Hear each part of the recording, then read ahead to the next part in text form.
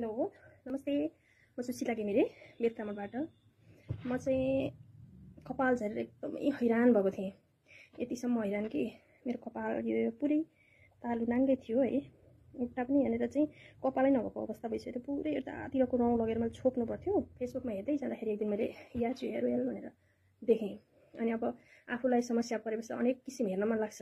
त्यसपछि मैले त्यसलाई एकदम खोलेर हेरेँ, विज्ञापन पुरै सुनेँ। नेपाली प्रोडक्ट, त्यसमा केमिकलहरू केही मिसाएको छैन भनेपछि मलाई अलिकति लोभ लाग्यो।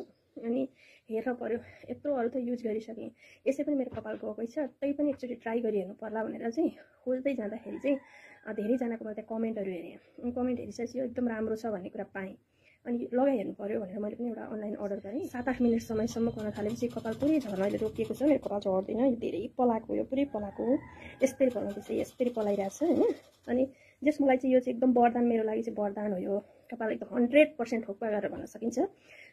याचु हेयर ओइल चाहिँ नेपालमा बनेको, केमिकल नभएको अनि जडीबुटीहरूबाट बनेको यो एउटा तेल।